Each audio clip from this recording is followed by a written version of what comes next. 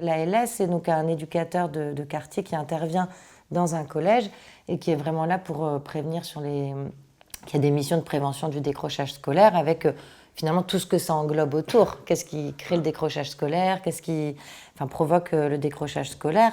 Il y a une espèce de vide parfois entre nous et les familles.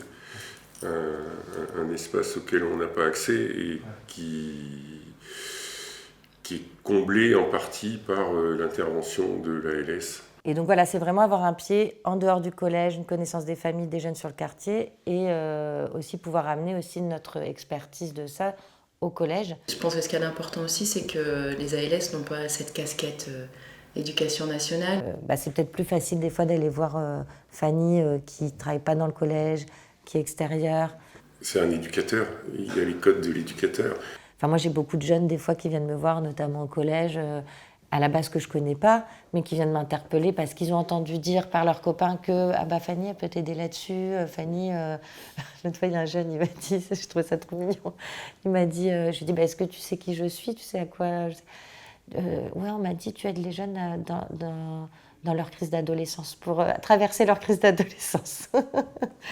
On organise dans nos établissements scolaires ce qu'on appelle une cellule de veille ou groupe de prévention de décrochage, peu importe le nom qu'on lui donne. Les ALS sont systématiquement associés à ces instances, puisque c'est justement lors de ces temps-là qu'on étudie les situations d'élèves pour lesquelles on est extrêmement préoccupé pour des raisons diverses et variées. Et c'est notamment sur ce temps-là où chacun se répartit justement les missions. Cet élève aura plutôt vocation à être suivi davantage par l'infirmière, l'assistante sociale, Alcès, etc. On travaille vraiment en équipe, donc ce qui est vraiment un avantage parce qu'on peut échanger, réfléchir ensemble sur les situations. On parle de coéducation et c'est indispensable en fait pour avancer. Il y a aussi ce qu'on a en interne, nous, à Itinéraire, donc tous les outils qui permettent aussi d'intervenir sur les situations.